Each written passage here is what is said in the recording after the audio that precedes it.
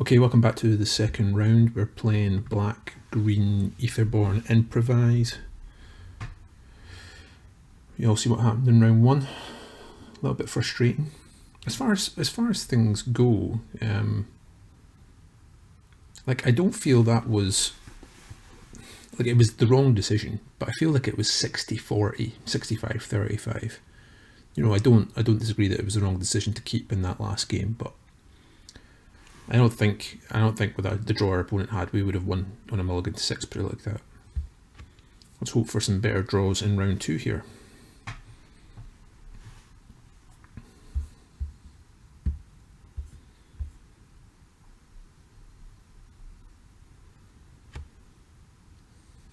We lost the die roll, never ideal.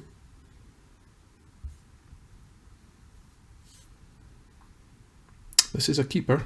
I'm pretty happy with this. We need to see some land, but I'm pretty happy with this. Not a terrible hand at all. Make sure we are actually recording. I believe we are. Should have checked that.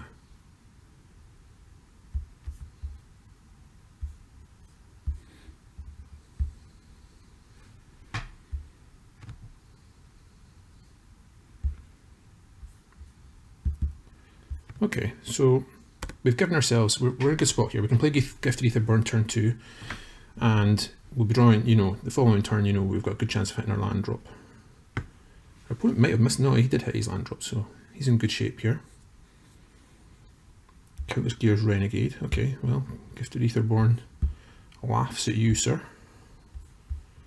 Okay, Unbridled.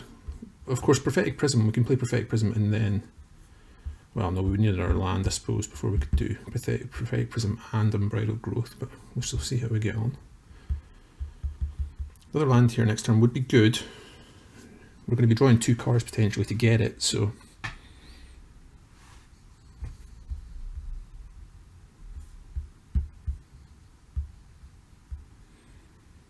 Okay, our opponent's attacking, representing a trick. I'm quite happy to just take that, and rather not lose the Gifted Etherborn.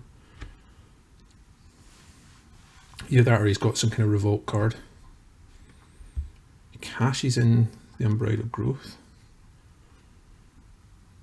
And plays Renegade Rallier. Getting back. That's some value. That's some serious value right there. We did not see a land. So we're forced into a position where we have to play Prophetic Prism. Hopefully draw into our land. Forest here would be good. Well... what we can do is we can, I mean, we could kill the Renegade Rallier here.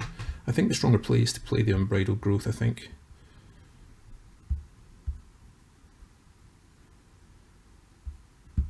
So we shall do that.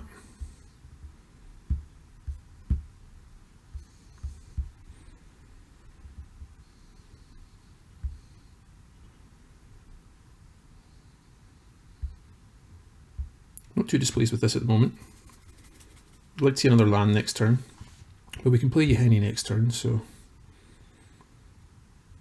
Implement Ferocity is serious, okay, yeah. That is problematic.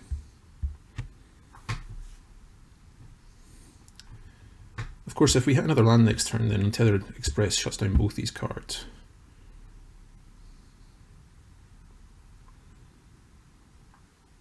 Opponent just swings with the Countless Gears.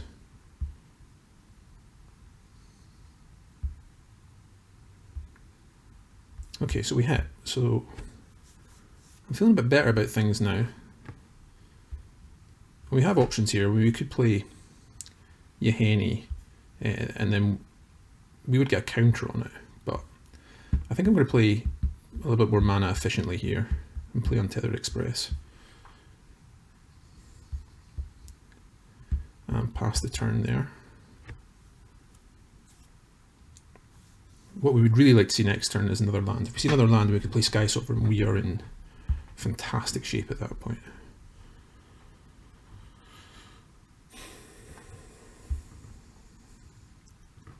Yeah, our opponent chooses not to attack this time. Monstrous Onslaught.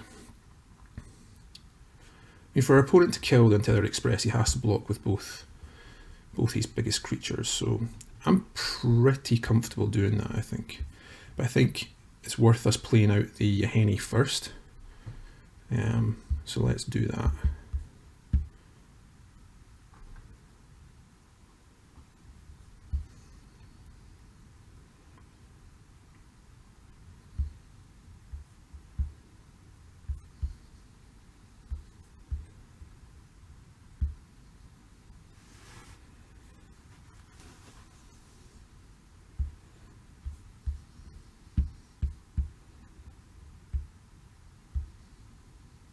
If our opponent wants a double block here, I'm absolutely happy with that.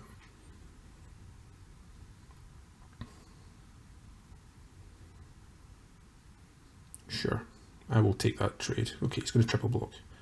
I will take out his two biggest creatures, obviously.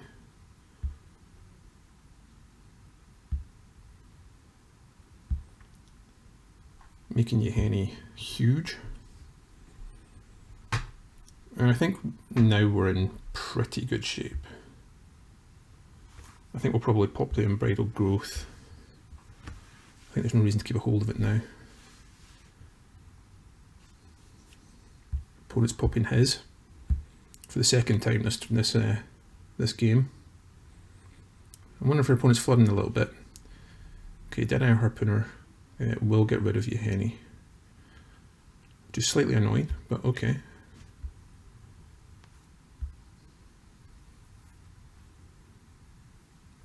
Opponent passes.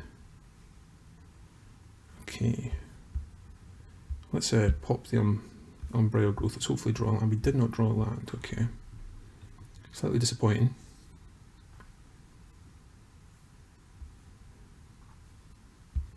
Let's bring back Henny. So we draw. Replay Henny.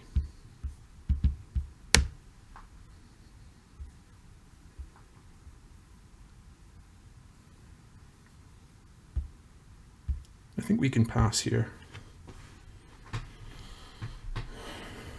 We can play Sky Sovereign next turn, taking out our opponent's biggest threat. Thopter Arrest. Okay. I don't hate that either, because our opponent's going to be very upset with that shortly. He's going to play it on that. He's going to play it on the Gifted Aetherborn. That's interesting. Okay. Opponent's very keen to get damage in. I am not too disappointed with that at all.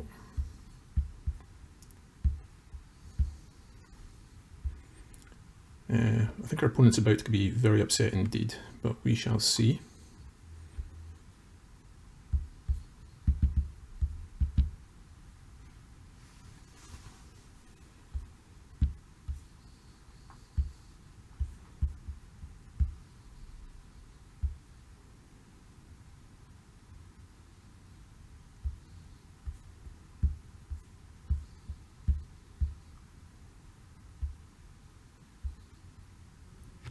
We're in remarkably good shape here now. See what our opponent's doing. I think our opponent might be flooding quite badly here. He's going to attack for one. I'm absolutely A-okay with that. Okay, so we can play Fenhauler and swing with both, which I think is probably the right call here.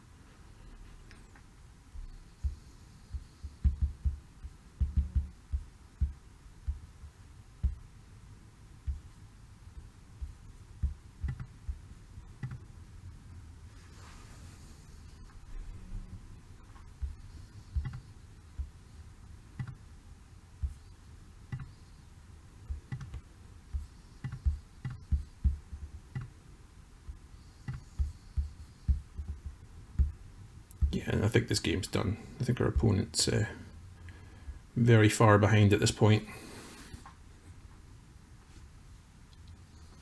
Yeah. Game one, comfortable. Didn't really see much from our opponent there.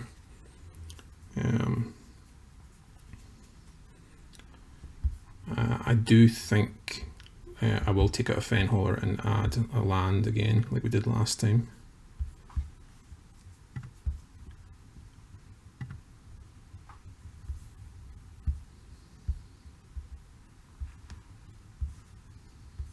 1, 2, yeah, 17 lands. Yeah, I think we'll do that. And submit. Opponent's on the play again. That was a very good draw for us. I'm happy with that. I think we looked very good there.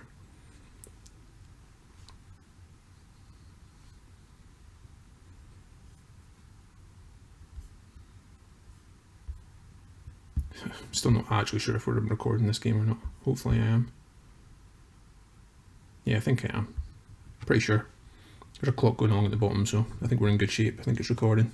That was a good game 1 for us. Hopefully game 2 goes as well.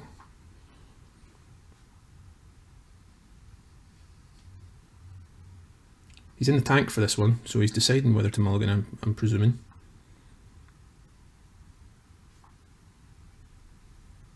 I do feel our deck's very, very good. I might have slightly built it a little bit. I do feel, I look back at the draft in between rounds 1 and 2, and I do think that the Cultivative Blades, not taking Dund Operative over that was a mistake, I think, with hindsight. We had enough big powerful threats, and having the 2-drop, especially a 2-drop that can crew something like Sky Sovereign, was the better call, but the deck's very good, so when we don't make mistakes like keeping a 1-lander, the deck is strong.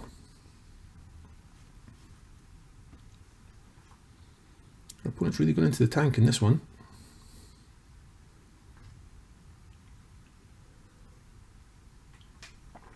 And he's not disconnected either. So I'm not really sure what he's doing.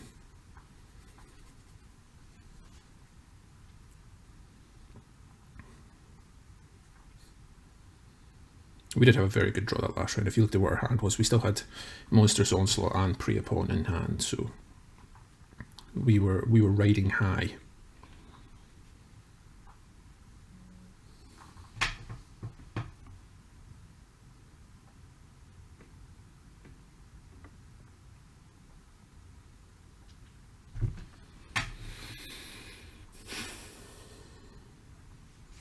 I would have been very, well, I will be disappointed if this deck goes 1 and 2. I do feel that this deck's better than that.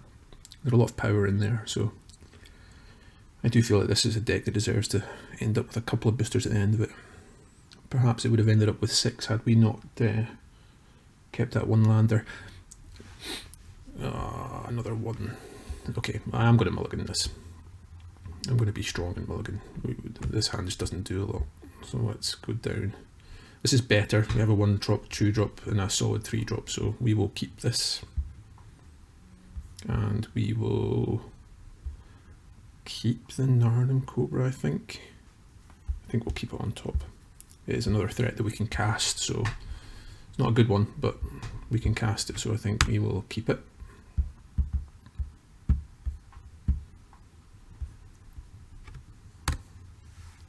I don't feel this hand's terrible.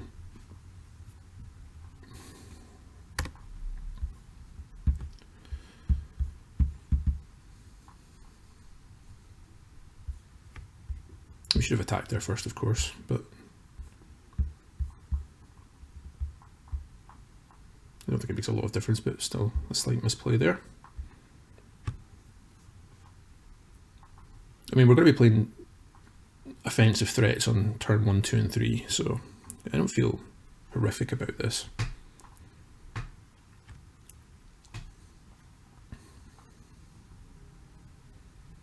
Solemn Recruit. That is problematic. Double strike is pretty important.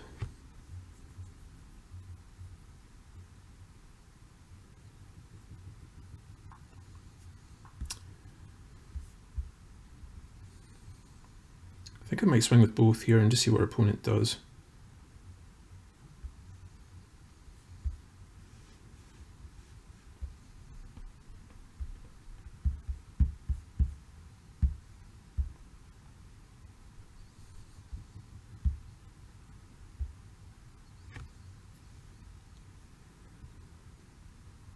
Yeah, as expected, our opponent chooses not to block. We will play out Narnum Cobra.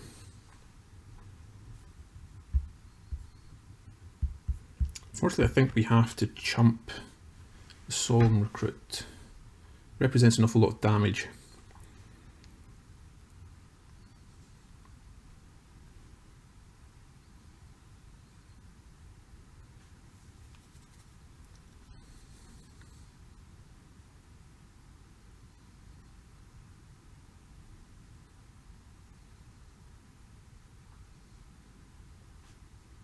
Thriving Rhino, okay.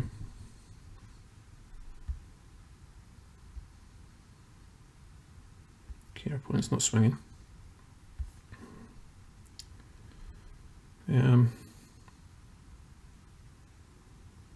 So I think we play Yeheni here.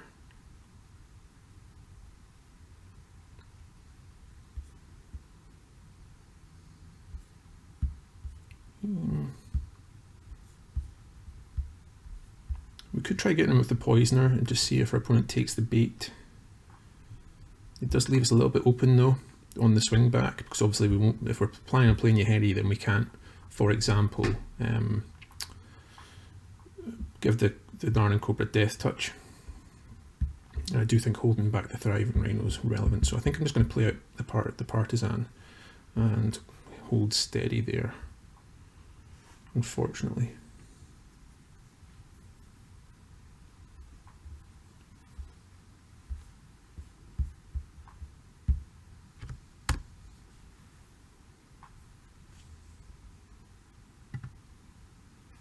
We are slightly short in land, but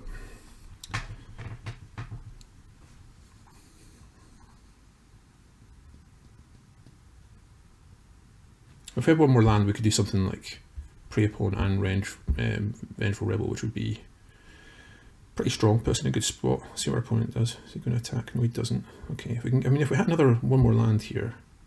Okay, so we did. So what we can do here is we can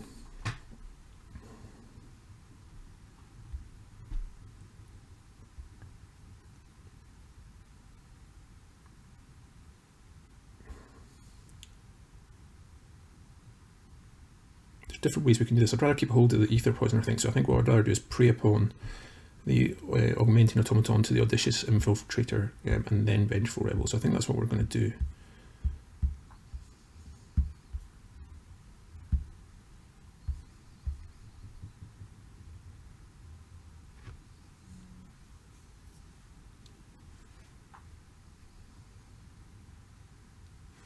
See, if our opponent does have a trick here, if he does have a pump trick, it doesn't actually make an awful lot of difference because, well, he could then use it on his Solemn Recruit, of course, but let's see what he does here. I'm hoping if he does have a pump trick, he does choose to save his Infiltrator, because obviously the Automaton will still die. Yeah, that's good for us. That's great. That's what we wanted to see. The Automaton's still going to die, obviously. That's fine. I mean, obviously we could have got around that if we'd used the Poisoner, but I think it was important to keep the Poisoner back. Then we're going to play Vengeful Rebel, taking out the Solemn Recruit.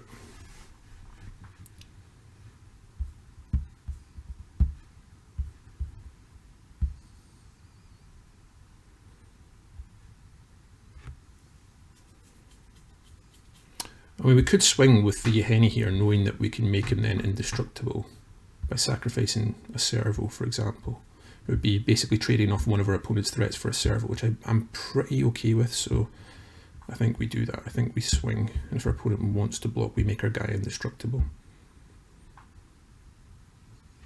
Let's see what our opponent does here. Opponent does not block. There was different ways we could have went through that line of play there, but I think keeping the Ether Poisoner on board was relevant and worth it. And in the end, we ended up, rather than killing the Audacious Infiltrator, we killed the Solemn Recruit, which I think's correct. So I'm pretty happy with that line and how it played out.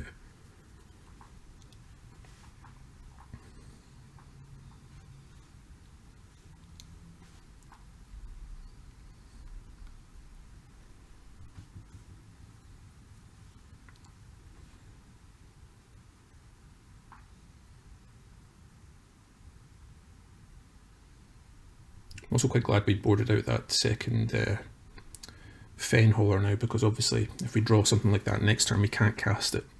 We did choose to get rid of the Augmenting Automaton, so we are on a virtual 6 mana for something like a Fen Hauler. So we have half the chance of drawing one that we had before.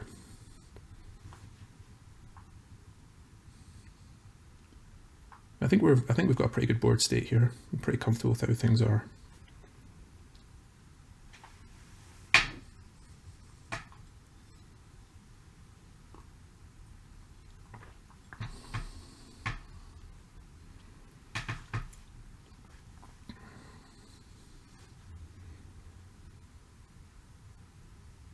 Opponent's deep in the tank again.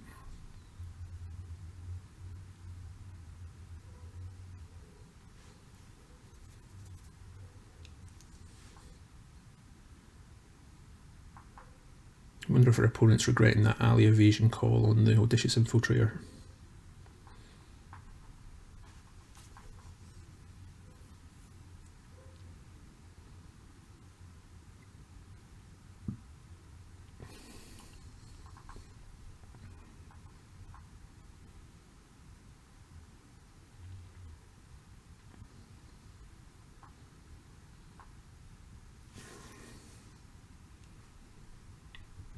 Man, Midnight Etherborn, or whatever he's called.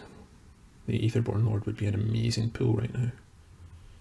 Okay, our opponent's back and doing things. He's moved on to end step at least.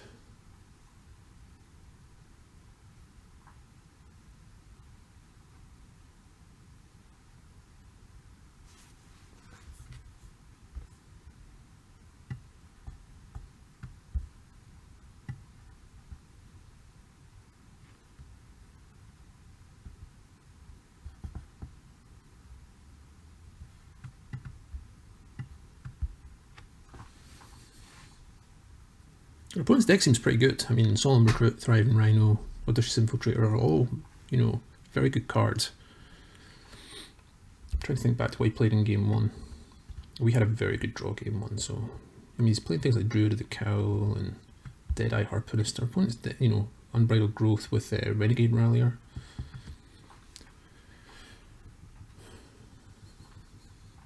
Our opponent drew a lot of cards last game and we still kind of just stomped him in the end. He's going very, very deep into the tank here.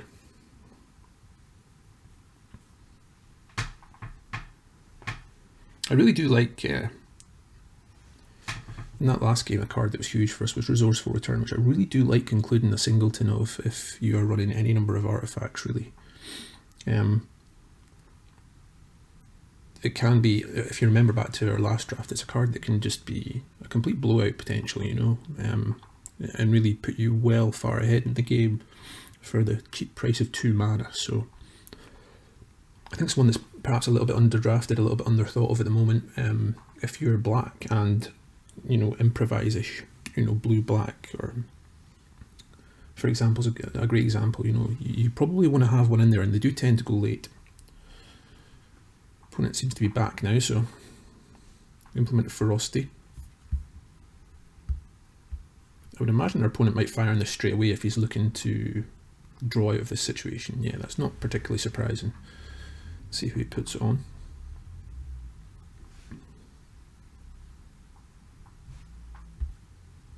He's targeting the Thriving Rhino.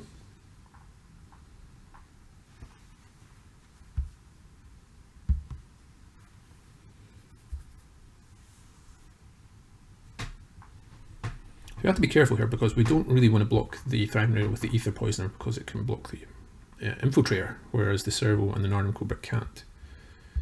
Countless Gears Renegade, so our opponent will get a Servo off this.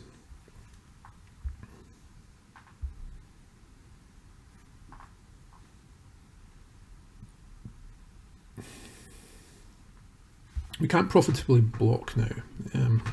I mean, I feel like we can potentially make this trade just purely because it bumps our Yahani and allows us to swing in. So I think I'm okay with making this trade actually. See what our opponent does. Let's see if our opponent spends his energy. I'm hoping he does. He does. Okay, that makes me even more likely to just take the block here. Yeah, let's just block, knowing that we will indeed get an extra counter on the Yahani. Which means he has to block with 2 of his creatures. Wow, our opponent just scoops there and then. Kind of surprised by that, but I will take it. Hopefully you will join me back for round 3.